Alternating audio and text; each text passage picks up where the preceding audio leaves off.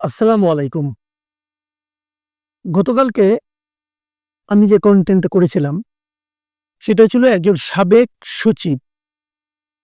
তিনি একটা অনুষ্ঠানে, প্রশাসনের ক্যাডারদের একটা অনুষ্ঠানে, সেখানে অনেক সচিব ছিলেন, অনেক জুনিয়র কর্মকর্তারা ছিলেন। সবার সামনে উনি প্রকাশ্যে বলেছিলেন যে, এই সরকারের ৮ জন উপদেষ্টার দুর্নীতির তথ্য তার কাছে আছে এবং সেগুলো উনি ওনার কাছে রাষ্ট্রের যে গোয়েন্দা সংস্থা আছে, তাদের কাছ থেকে পেয়েছেন।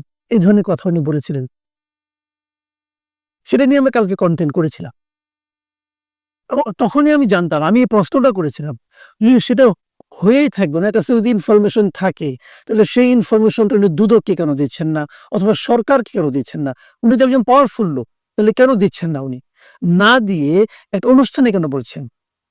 যাই হোক, এরপর পরের দিনে একটা দিন যেতে না যেতেই এটা নানা রকম রিঅ্যাকশন আমি দেখছি। এবং এই রিঅ্যাকশন গুলো আমার কাছে খুবই কৌতূহলোদ্দীপক মনে হচ্ছে। মানে এগুলি আমার কাছে আরো রহস্য বাড়িয়ে দিচ্ছি যেন। কার রিঅ্যাকশন পেয়েছি? রিঅ্যাকশন পাওয়া গেছে যারা এই অনুষ্ঠানের আয়োজক ছিলেন, যে ওদের যে সমিতিটা ছিল প্রশাসন ক্যাডারের, তারা রিঅ্যাকশন দিয়েছে, সরকার রিঅ্যাকশন দিয়েছে এবং রিঅ্যাকশন দিয়েছে, এটা আমার কাছে সবচেয়ে মানে রহস্যজনক এবং সবচেয়ে আমার কাছে মানে ইন্টারেস্টিং বলবো আমি। সেটা হলো রিঅ্যাকশন দিয়েছে বিএনপি, মানে বিএনপির মহাসচিব মির্জা ফখরুল ইসলাম আলমগীর। এবং এটা নিয়ে আমার কিছু বিশ্লেষণ আছে, আমার কিছু রিঅ্যাকশন আছে, এগুলো আপনাদেরকে আমি বলবো। আমি একটা, একটা করে ধারাবাহিকভাবে খালি বলে যাই। আবার আপনারা মনে করার চেষ্টা করেন, সেখানে সাত্তার সাহেব কি বলেছিলেন? আমি ওনার লেখাটা, ওনার পুরো বক্তব্যটা, যেটুকু বক্তব্য আছে আমি প্রথম আলোতে পেয়েছি, আমি সেটুকু আপনাদেরকে হুবহু আরেকবার পড়ে শোনাই। উনি বলেছেন, "আমি খুবই হতাশ। আমাদের চরিত্র না হয় খারাপ হয়ে গেছে, কিন্তু জুলাই আন্দোলনের রক্তের উপর দিয়ে চেয়ারে বসা অন্তত ৮ জন উপদেষ্টার সীমাহীন দুর্নীতি তথ্য প্রমাণ দিতে পারবো। গোয়েন্দা সংস্থার কাছে ৮ উপদেষ্টার দুর্নীতির প্রমাণ রয়েছে, কিন্তু কারো বিরুদ্ধে ব্যবস্থা নেওয়া হচ্ছে না।" এই কথাটুকু উনি বলেছেন। এবং যখন উনি এই কথাটা বলেন, তখন সেই অনুষ্ঠানে যে এটা একটা সেমিনার ছিল, সেই সেমিনারে যারা উপস্থিত ছিলেন, সে সমস্ত কর্মকর্তারা ঠিক, ঠিক এই কথাটা বলে হাততালি দেন। মানে তাদের কাছেও এই উনার দেওয়া প্রমাণটা, উনার দেওয়ার এই বক্তব্যটা গ্রহণযোগ্য মনে হয়েছে। ঠিক আছে? এইটা মনে হওয়ার পর এখন দেখুন, কালকে এটা শুক্রবারের ঘটনাটা কিন্তু। শনিবার দিন কি হয়েছে? শনিবার দিন এটা নিয়ে সরকারের যে প্রেস উইং এর মাধ্যমে সরকারের একটা বক্তব্য দেওয়া হয়েছে। সেখানে তারা বলেছে যে, এই যে উপদেষ্টাদের বিরুদ্ধে যে কথাটা বলেছেন সাত্তার সাহেব, সরকার সেটাকে প্রত্যাখ্যান করেছে। এবং মন্ত্রিপরিষদ সচিব শেখ আব্দুর রহিদের স্বাক্ষরিত এই বিবৃতিতে বলা হয়েছে তারা এটাকে প্রত্যাখ্যান করেছে। এবং সেখানে তারা কি বলেছে? সেখানে তারা বলেছে যে, একজন সাবেক সরকারি কর্মকর্তা কয়েকজন উপদেষ্টার বিরুদ্ধে ভিত্তিহীন অভিযোগ উত্থাপন করেছেন। আমরা এই অভিযোগগুলো দৃঢ়ভাবে প্রত্যাখ্যান করছি। প্রমাণ উপস্থাপন বা ব্যক্তিদের শনাক্ত না করে ধারাওভাবে অভিযোগ করার দায়িত্ব জ্ঞানহীন এবং জন আস্থার জন্য ক্ষতিকর। আমি এই বক্তব্য শুনে একমত। আসলে প্রমাণ ছাড়া আপনি এই ধরনের বলাটা, এটা দায়িত্ব জ্ঞানহীন একটা ব্যাপার এবং এর জন আস্থার জন্য ক্ষতিকর, এটাও ঠিক বলেছেন উনি। এবং সেখানে আরো বলা হয়েছে, সচিব তার বক্তব্যে আরো বলেছেন, মানে আপনার সরকারের পক্ষ থেকে তারা আরো বলেছেন যে, আমাদের প্রশাসন স্বচ্ছতা, সততা এবং জবাবদিহিতার প্রতি প্রতিশ্রুতিবদ্ধ। যদি জনাব আব্দুল সাত্তারের কাছে কোনো অসদাচরণের বিশ্বাসযোগ্য প্রমাণ থাকে, আমরা তাকে যথাযথ আইনগত ও তদন্তকারী কর্তৃপক্ষের কাছে তা দ্রুত জমা দেওয়ার আহ্বান জানাই। যতক্ষণ না এমন প্রমাণ উপস্থাপন করা হচ্ছে, আমরা সকল অংশীজনকে স্মরণ করিয়ে দিতে চাই যে, জনপরিসরে আলোচনা অনুমান নয়, বরং তথ্যের ভিত্তিতে হওয়া সমীচীন। সরকারের এই বক্তব্যকে আমি সাপোর্ট করি, যে আপনার কাছে যে তথ্য থাকে সেটা আপনি জায়গা মতো দেন। জায়গা মতো দিবেন না, বিভিন্ন জায়গায় বসে মাইক সামনে একটা মাইক্রোফোন পেয়ে গেলেন আর উত্তেজনা লাফাতে থাকলেন আর বলতে থাকলেন। এটা ভাই কোনো শোভন কাজ নয়, এটা শোভন কাজ নয়। এই ভদ্রলোক শুনেছি যে উনি জয়েন্ট সেক্রেটারি থাকাকালীন নাকি ওনার রিটায়ারমেন্ট হয়ে গিয়েছিল। ওটাকে উনি ওনার প্রতি এক ধরনের বৈষম্যমূলক আচরণ বলে এই দফায় উনি আবার ভূতাপেক্ষা প্রমোশন পেয়ে সচিবও হয়েছেন। তো এটা আপনি ঠিক করেননি। উনি বেগম খালেদা জিয়ার একান্ত সচিব ছিলেন, একান্ত পিএস ছিলেন। সে হিসেবে কিন্তু পাওয়ারফুলও কিন্তু সরকারের কাছে। এগুলো নিয়ে আমি কালকে আলাপ করেছি এবং সরকারের এই বক্তব্যকে আমি কিন্তু সমর্থন করছি। তারপরে আমার একটা কথা, যে দেখুন উনি তো বলে ফেলেছেন, বলে ফেলার পরে মানুষের মধ্যে কিন্তু ছড়িয়ে গেছে। এখন মানুষের কাছে কিন্তু উনার বক্তব্যটাই কিন্তু সন্দেহের উৎস হিসেবে থাকবে। আপনারা সরকার কি বক্তব্য দিচ্ছে এটা কিন্তু পাবলিক গ্রহণ করবে না। কাজে সরকারের উচিত হবে উনাকে জিজ্ঞাসা করা, উনাকে ডেকে আনেন, জিজ্ঞাসা করেন যে প্রমাণ দেন, উনাকে প্রমাণ করতে হবে। যদি প্রমাণ দিতে পারেন উনি, আপনাদেরও ব্যবস্থা নিতে হবে। ঠিক আছে, আমি এখন আরেকটা জায়গায় যাই, আরেকটা বিবৃতি বলি। এটা হলো যে যারা এই অনুষ্ঠানের আয়োজন করেছিল, অ্যাডমিনিস্ট্রেটিভ সার্ভিস অ্যাসোসিয়েশন, তাদের পক্ষ থেকে আবার একটা বিবৃতি দেওয়া হয়েছে। এই অ্যাসোসিয়েশনের মেম্বার কিন্তু যারা এখনো সচিবালয়ে আছেন, বিভিন্ন প্রশাসনের পদে আছেন, চাকরি করছেন, তারা কিন্তু যারা মেম্বার, তাদের উপর নিশ্চয়ই চাপ আসছে যে তোমরা একটা বিবৃতি দাও।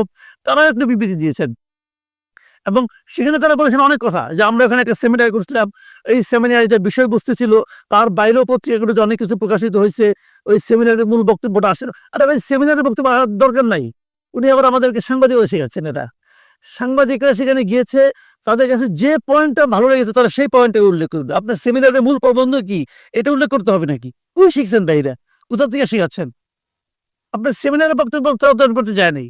ওখানে যারা আছেন আপনারা কিভাবে কি বলছেন, আপনাদের কোন মেম্বার কি বলছেন, এগুলোর মধ্যে তাদের কাছে যেটা সবচেয়ে গুরুত্বপূর্ণ মনে হবে, ইন্টারেস্টিং মনে হবে, তারা সেটাকে নিয়ে লিড করবে। এটাই নিয়ম সাংবাদিকতার।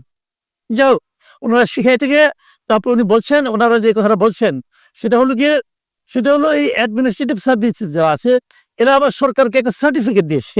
শুনুন সার্টিফিকেটটা কি।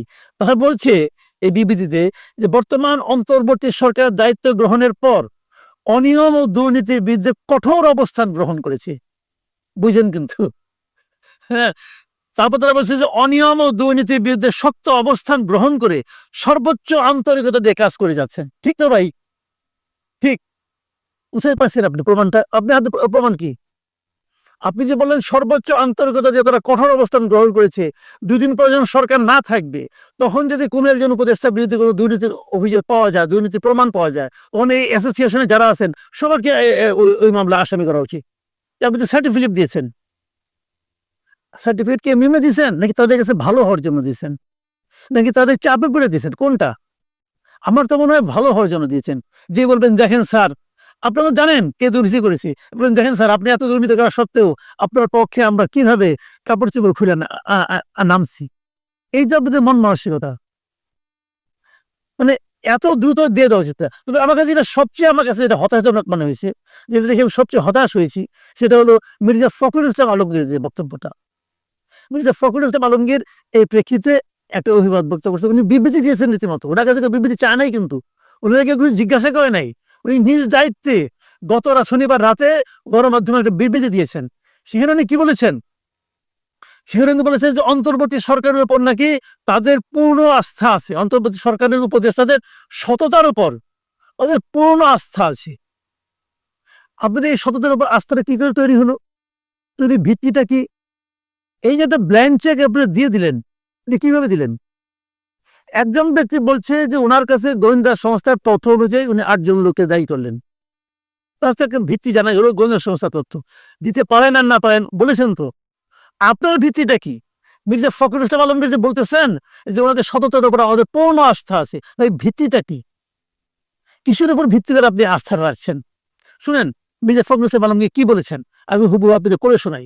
আমি বলতে চাই হুইচ ইজ নট আওয়ার্স, মানে ওই বক্তব্যটা ওনাদের বক্তব্য না। তো আপনার বক্তব্য হওয়ার কোনো দরকারও নাই। কেউ বলছে আপনার বক্তব্য, হ্যাঁ ওই ব্যক্তি চেয়ারপারসনের পিএস ছিলেন, তার মানে উনি তো বিএনপি করেন না, উনি তো বিএনপির প্রতিনিধি না, তাই ওনার বক্তব্যকে আপনাদের বক্তব্য হবে এই সন্দেহটা আপনি করছেন কেন? তারপর বলছে এটার সঙ্গে আমাদের কোনো সম্পর্ক নেই। আমরা প্রধান উপদেষ্টা সহ এই অন্তর্বর্তী সরকারের সব উপদেষ্টাকে অত্যন্ত সম্মান করি এবং তাদের উপর আস্থা আছে এবং তাদের ইন্টিগ্রিটির উপর আমরা আস্থা রাখি। ইন্টিগ্রিটি মানে তাদের সততার উপর আপনি আস্থা রাখেন। ভালো কথা। তার মানে আপনি সার্টিফিকেট দিচ্ছেন যে যারা নাকি এখানে আপনার উপদেষ্টা আছে তাদের ইন্টিগ্রিটির উপর আপনাদের আস্থা আছে, তারা খুবই সৎ ব্যক্তি। আমার বক্তব্য হলো আপনাদের আগের বক্তব্যটা বুঝলাম, মানলাম যে এটা আপনাদের বক্তব্য না, সাচারের বক্তব্য, মানলাম এটা আমি। কিন্তু তাদের ইন্টিগ্রিটির উপর আপনি আস্থাটা রাখেছেন কি হিসাবে? যদি রেখে থাকেন তাহলে বলেন তো কিছুদিন আগে আপনি 3 জন উপদেষ্টা পদত্যাগ দাবি করছিলেন কেন? তাদের কোন ইন্টিগ্রিটির উপর আপনাদের অনাস্থা ছিল? যে দাবিটা আপনারা কিছুদিন আগে করলেন ওটা আজকে হঠাৎ করে মিটে গেল কেন? তার মানে সরকার যে ফেব্রুয়ারিতে ইলেকশন দিচ্ছে আপনারা এতই খুশি হয়েছেন, এখন বলতেছেন যান এবার নিয়ে যাও, কোনো সমস্যা নাই, ইলেকশনটা খালি দেও। ঘটনাটা কি এটা? শুনেন, আমি একটা কথা বলি, আপনি বিএনপির মহাসচিব, তার মানে মনে করার কোনো কারণ নাই যে বিএনপি পার্টির মালিক আপনি, আপনার পার্টির মালিক হলে দেশের জনগণ, আপনি এই দলটার একটা দায়িত্বে আছেন মাত্র। আপনাকে বুঝতে হবে আপনি যে কথাটা বলবেন সেই কথাটা জনগণকে কতটুকু টাচ করছে, জনগণের মধ্যে কি প্রতিক্রিয়া তৈরি করছে, এইটা যখন আপনি ফিল করতে পারবেন তখনই বুঝবো যে আপনি ওই পদের যোগ্য ব্যক্তি। মির্জা ফখরুল ইসলাম আলমগীর আমার খুবই শ্রদ্ধেয় ব্যক্তি, ওনাকে আমি খুবই পছন্দ করি এই কারণে যে উনি কথা বলেন, অপ্রয়োজনীয় কথা বলেন না। কিন্তু এই কথাটা আপনি একটা অপ্রয়োজনীয় এবং রিস্কি কথা বলেছেন, ঝুঁকিপূর্ণ আপনি দায়িত্ব নিয়েছেন। এখন যদি কোনো একটা উপদেষ্টায় কোনো একটা অপরাধ, কোনো একটা দুর্নীতি খুঁজে পাওয়া যায়, যার অনেক রকম উদাহরণ, অনেক রকম কথা পাবলিক পারসেপশন হিসেবে মানুষের মধ্যে কিন্তু ভেসে বেড়াচ্ছি, আপনি সবগুলি দায়িত্ব নিয়ে নিলেন, আপনি সার্টিফিকেট দিয়ে দিলেন যে ওর একটা সৎ। মির্জা ফখরুল ইসলাম আলমগীর, এটা কি আপনার নিজের মনের কথা, কারো চাপের কথা, কেউ আপনাকে যে বলাচ্ছে, নাকি আপনি ভালোবেসে বলেছেন? বলবেন যে আমরা যে সরকারকে ভালোবেসে ফেলেছি, ভালোবাসলে কোনো সমস্যা নাই, ভালোবাসার কোনো যুক্তি লাগে না। কিন্তু সেক্ষেত্রে আপনি যদি এইভাবে ভালোবেসে ফেলেন তখন কিন্তু আবার যখন তাদের কোনো একটা দুর্নীতি প্রমাণ বেরিয়ে আসবে তখন কিন্তু এই ভালোবাসার লোকে সন্দেহ করবে। আমি মনে করি আমাদের পলিটিক্যাল লিডার, আমাদের আমলাতন্ত্র, এদেরকে সতর্ক হওয়া উচিত। আমার কেন যেন মনে হচ্ছে সবকিছু আগের মতোই চলছে এবং তাদেরকে সাপোর্ট দেওয়ার জন্য এই বসংবদ লোকগুলো আগের মতোই খুব উত্তেজিত হয়ে আছে এবং খুবই আগ্রহী হয়ে আছে। এটা আমি মনে করি জাতি হিসেবে আমাদের জন্য দুর্ভাগ্যজনক। প্রিয় দর্শক, এখন এ পর্যন্তই। আল্লাহ হাফিজ।